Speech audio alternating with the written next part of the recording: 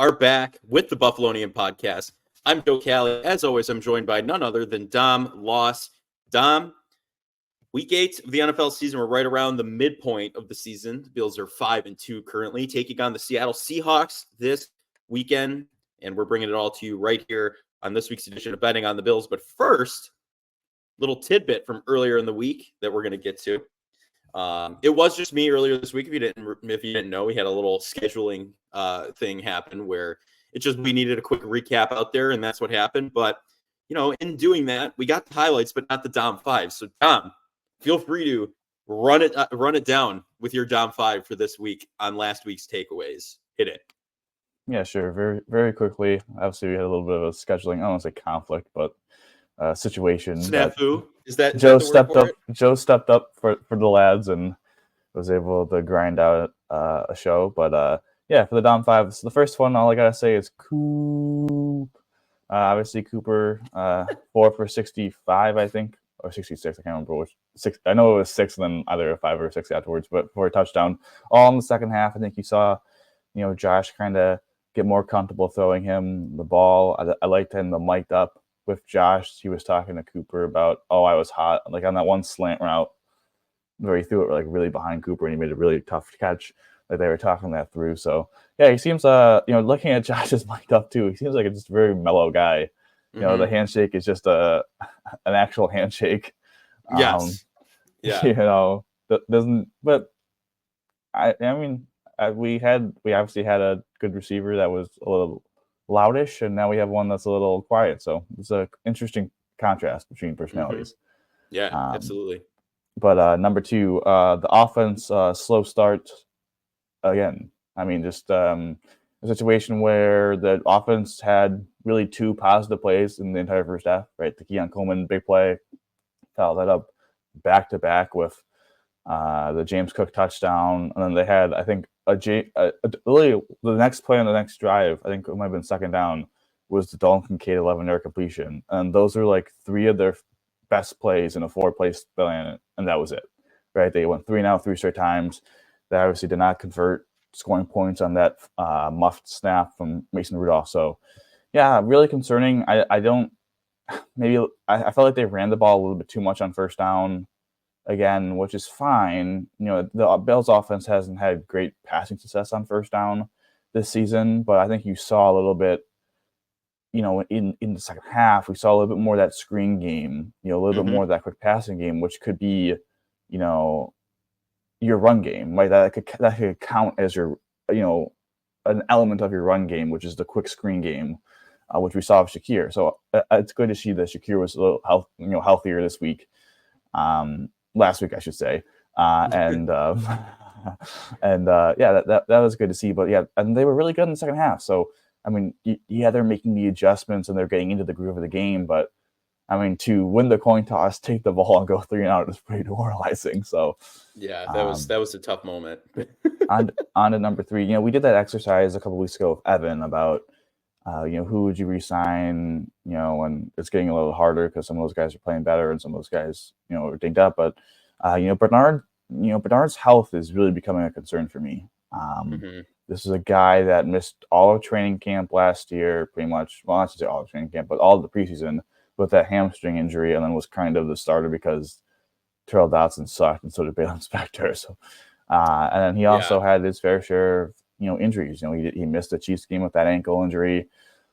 Was a little banged up at times. I think he had a concussion, if I'm not mistaken, too. So he missed a couple games last year. And then this year, with the pec strain, obviously, then he has a couple moments in games where he's leaving because he's banged up. And now today, I know I'm a little cheating by it because we got the news today that he's not playing. But at the same time, like again, ankle injury, he's out.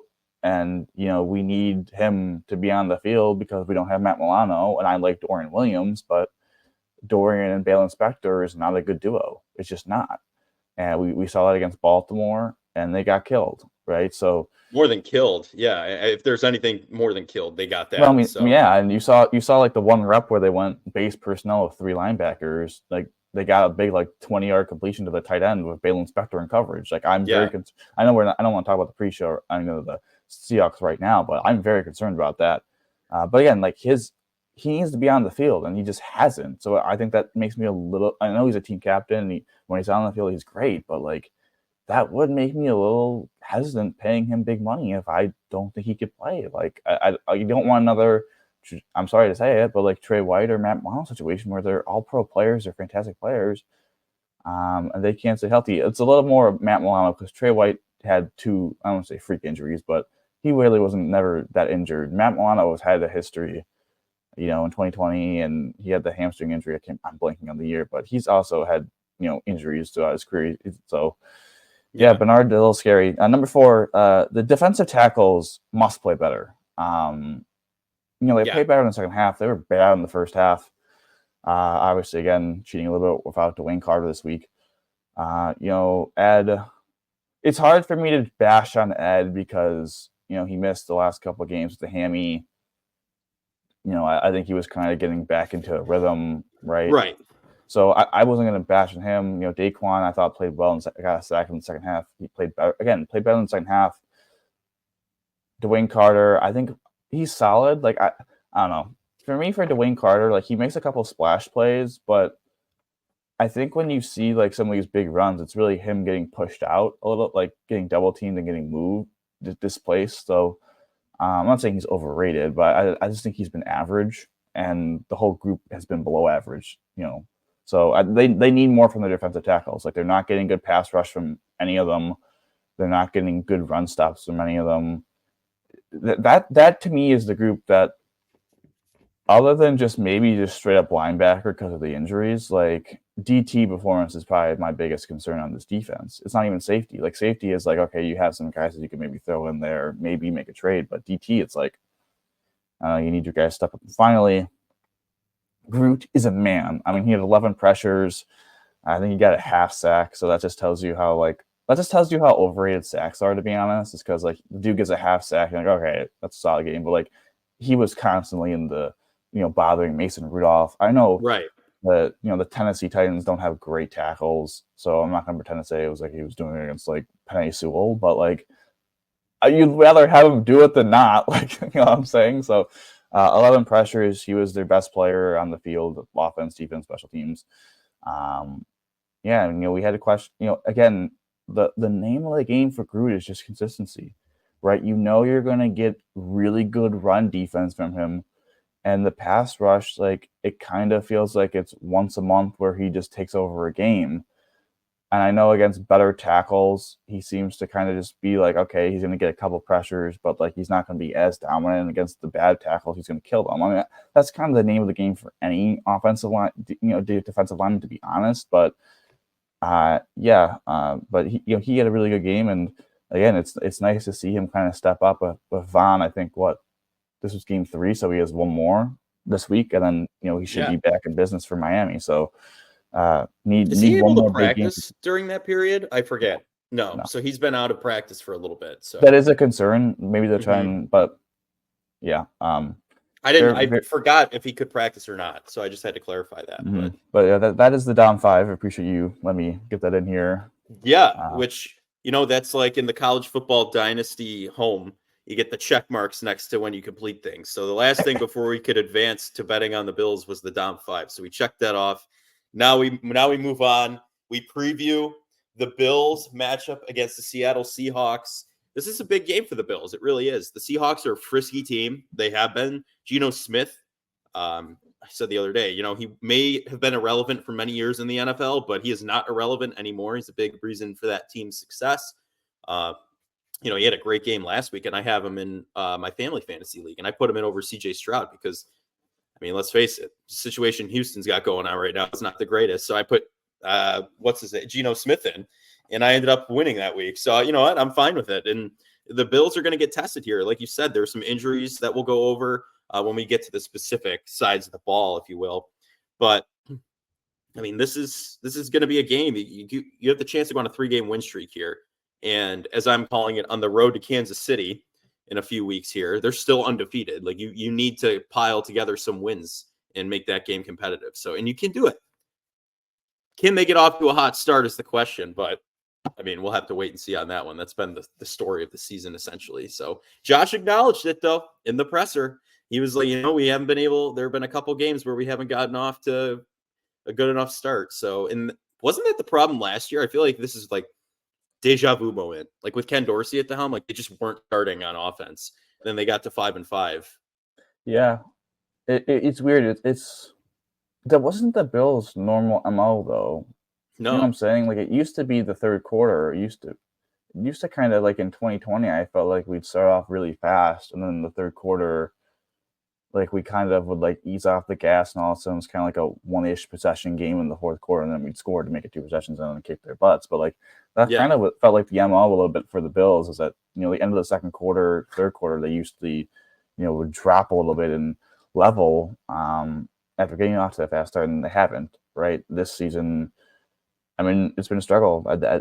They've trailed in 4 of their 7 games so far. Obviously we're down 20-3 to Houston, down 21-3 to Baltimore, so they got crushed in those 2. I mean, they were down 17-10 at home to Arizona and 10-7 to Tennessee at home. Like they were down at home to kind of mediocre teams, right? And I think that's frustrating.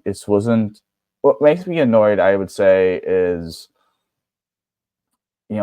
they really had an opportunity to do what they did in the second half in the first half. Like they showed like, hey, if we stop the run, we pressure up Mason Rudolph, like he's gonna fall apart. We like our outside corners against, even though they have very veteran and solid wide receivers, like we like that matchup. And you saw that like when he was targeting really down the field, like he wasn't really open, or it was hard for him to hit those throws because of the pressure. Like you saw that defensively, and you saw that offensively, how they're able to move the ball at the short passing game and then opened up some play action. And they were able to get some runs. But like that to me is the frustration part, Joe, is that we saw them in the second half do what they should have been doing in the first half. And you're just not the way they played in the first half. Like they're lucky that they were only down 3 points. I mean, really, they got up down 10-0. It could have got a lot worse from there. So, they got to start faster, especially being on the road in Seattle, which is always known as a very tough place to play. And Seattle's a good football team, right? They're a very good offensive team. But I guess you're kind of used to playing an environment like that, but as an opposing team, I mean, come on, you gotta be prepared for everything. I'm not really that concerned about it from the perspective of this. I shouldn't say I don't think it's going to be a little bit of a factor. Sure, like it's an advantage. I'm not saying that, but like the Bills have gone to Arrowhead the last 3 years in the regular season and have won. Like they played their best football there, arguably. So I mean, it's some other yeah. But I do. So I before we talk about offense, defense, I think injuries is a good time to talk injury. Apparently, DeJuan Carter, the wrist injury I mentioned, is going to need surgery. And is going to miss multiple weeks. They have not decided if they're going to put him on IR yet. So I don't know if that's a good thing. If they IR him, I think they should IR him, to be honest, because it's weird to say that, because if they IR him, he's going to miss the Chiefs game, right? Because it's Seahawks, Dolphins, Colts, Chiefs, and then bye, and then Niners. So like you could get him like 6 weeks off, ready to come back for because he'd sit the 4 games plus the bye, right? So you're really gonna rush him back after 3 games to be like play. Maybe they do. Maybe they're like, oh, he could play in, he could be limited against the Chiefs, and then he has a week to rest off that 2 weeks until we play again to kind of really rest it. But I think that's a little risky. Milano. They said that they have, a minor, a starting of a plan, but they don't want to share the details. They still think it's too early in the process. I don't think they said they're going to put Curtis Samuel on IR with the shoulder. No, but he did say he's going to miss more than this game, so he's going to be out next week at least. I don't know who's going to. Is it Tyrell Shavers probably going to get? We'll have to see. Luckily, though, you did get Amari Cooper, who's going to be able to, get more versed in the offense. I mean, not in the way Curtis Samuel, not the same play style, of course, but your depth chart got a little deeper with that addition. So that's always good. But yeah, it's a shame to see the wide receiver that they actually went out and got money for not playing, because I was excited when they brought him in. But yeah, We'll see. Definitely difficult. But we saw what they played in the second half without him, so I'm not super concerned about it. Just like if Shakir's ankle gets re-aggravated, you know what I'm saying? Like they don't have a guy that can really take that. You know, I'd feel comfortable. But those are the Bills injuries for this week. I think everyone else is going to play. But when you lose a rotational DT, your captain on defense, and then at least a receiver when you don't have the I don't want to say the strongest room, but like the deepest room.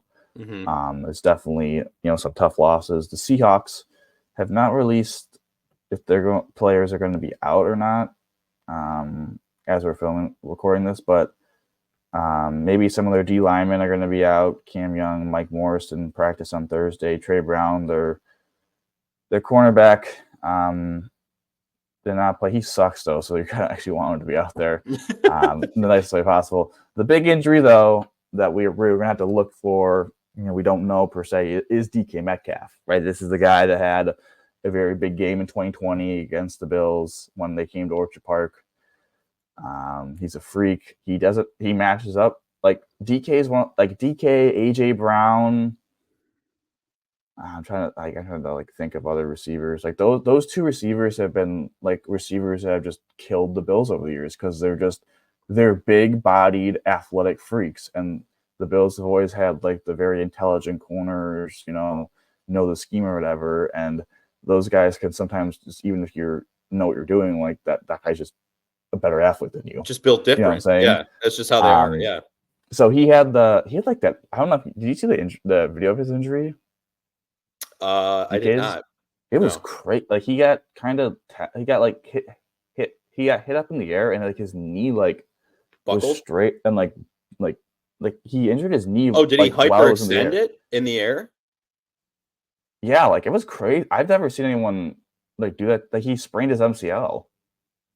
Like it was like the force of him hitting the ground like caused his leg to like go, and like that was crazy. I was like, holy cow! I'll have to look at that. Holy cow! Yeah, that's freaky. Insane. But a sprained MCL is usually a 1 to 2 week injury at least.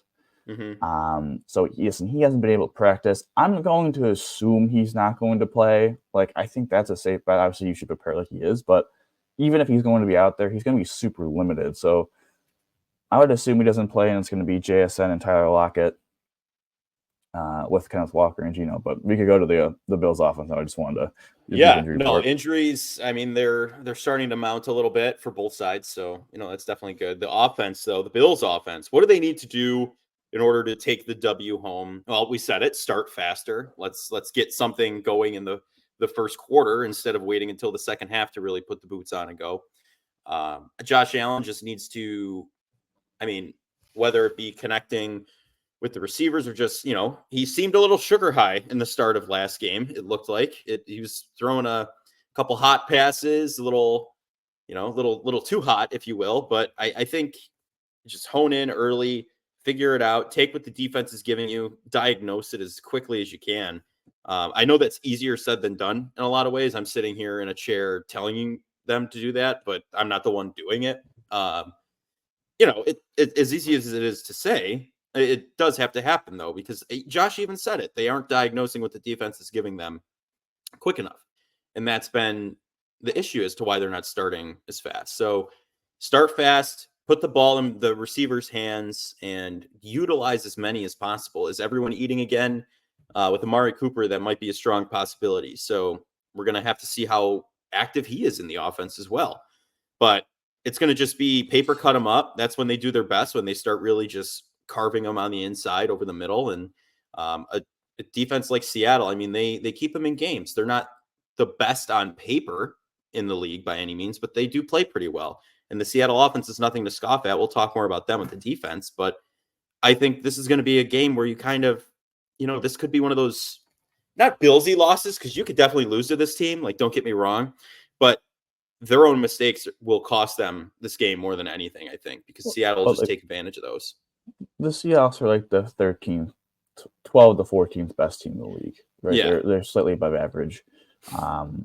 And obviously Seattle's a tough place to play. For the Bills offense, listen, you hit the nail on the head with starting fast, right? Getting good drives in the beginning of the game. we saw Atlanta start off the game with some really good drives, and then they kind of tethered out a little bit. Yeah. But Atlanta was able to run the ball pretty effectively with Bijan. I think we've seen that. I think the Seahawks are still technically an above average defensive team when they're run defensive team when they're healthy. I think they've gotten healthy with Byron Murphy returning to lineup and Leonard Williams. That's a very tough defensive tackle. Again, kind of similar to last week of Sweat and Simmons. That's a tough defensive tackle to be able to run on. So I think you're gonna have to hit the outside runs. With James Cook.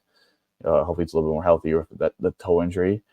So if they're able to run the ball on the outside, obviously they made a trade for Dernius Jones, the linebacker from Tennessee, who literally just played the Bills. So I don't know if he's going to play or not. But they traded their starting linebacker, Jerome Baker. So I'm interested to see if Jones plays or they're going to sit him a week. But yeah, I think running the ball is going to be key. I think being able to protect Josh Allen, and then honestly, Joe, this is a big game down the field. Shots down the field. I think you could get a lot of chunk plays against this Seahawks team. They've given a lot of them up. You saw the Giants hit a couple with Slayton. They ran the ball effectively and won in Seattle a couple weeks ago. You saw the Niners on Thursday night run the ball effectively. And then they hit a couple of deep shots, one to Deebo Samuel for a big gain. I think that might have been a touchdown, actually. I actually think he did score. But yeah, the Seahawks give up a lot of big plays. At Detroit, we were there. J-Mo had that touchdown. Yeah.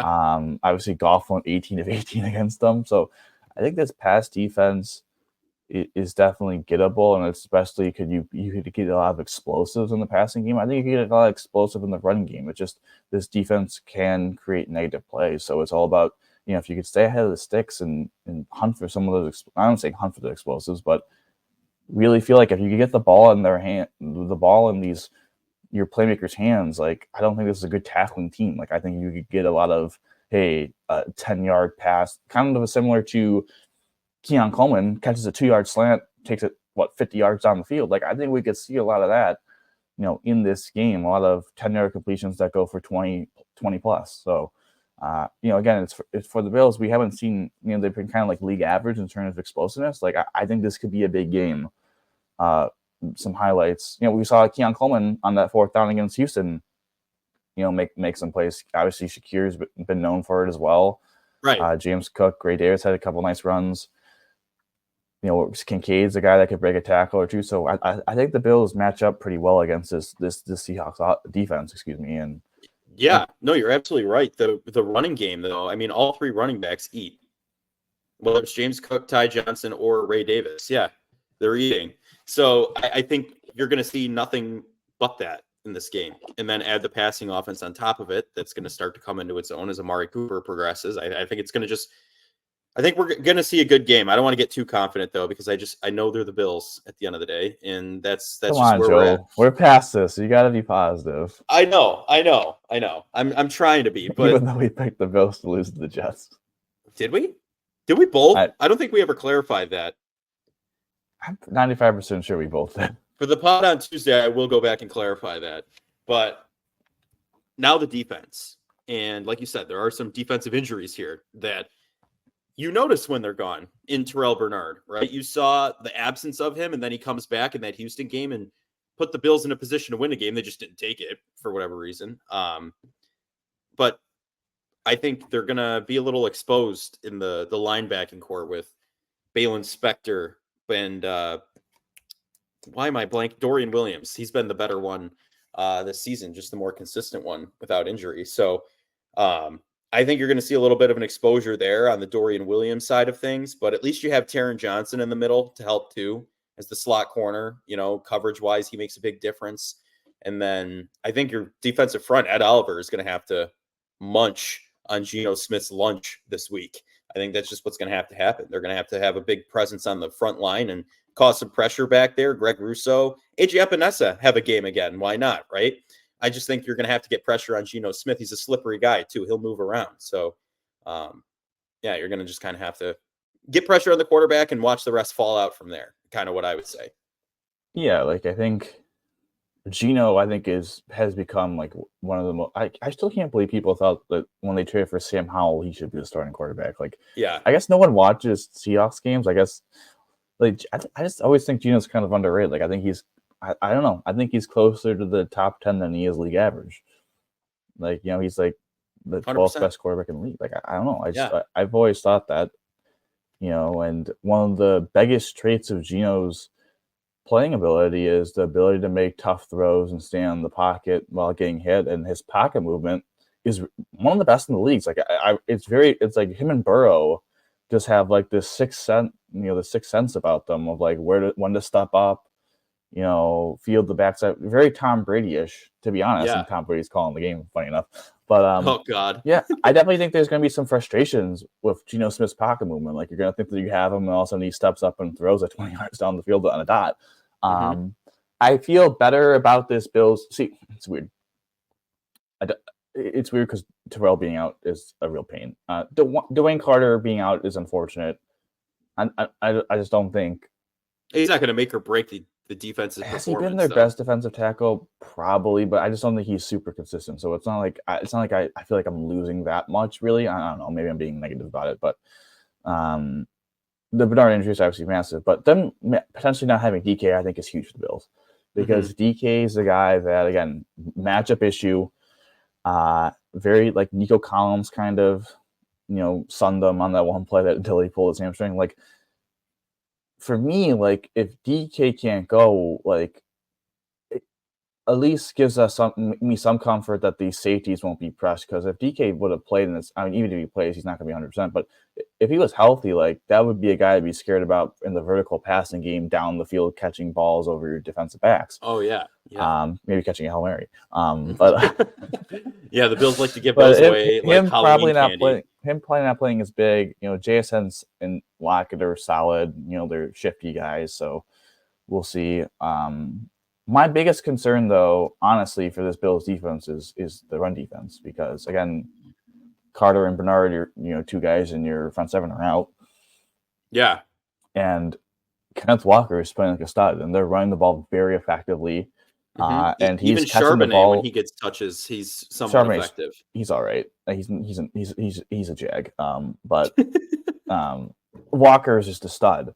Yeah. And he's pass catching now a lot out of the backfield, and that's going to be an issue for the Bills, who can't defend the screen still and have Balen Spector and Darian Williams, who's not the best coverage linebacker out there. So I think we're going to see a big game from Kenneth Walker, and they're going to really have to limit him. He's the guy that they're going to have to stop and make, the pass catchers of the Seahawks minus, potentially DK beat them. I do say, though, I don't think this is a great Seahawks offensive line. Again, I think they could win the interior with Ed Oliver and Daquan Jones. Their right tackle is trash. Stone Forrest is terrible. He got sunned repeatedly by literally every pass rusher that plays against the right tackle for the Seahawks. Every pass rusher just eats against him. So we saw Greg Rousseau dominate bad offensive tackles last week of one pressures. I think we're in for a big Rousseau game. To go to X factors, I think he is the X factor. Right? Yeah. Like, if he can take over the game, again, I think he's going to get frustrated with Geno's pocket movement. But if he can win that matchup against the right tackle, like, and just create pressure for Geno, like, I think that's massive for this team to force some turnovers, force some bad throws. I'm chomping up the bits about that matchup for Groot.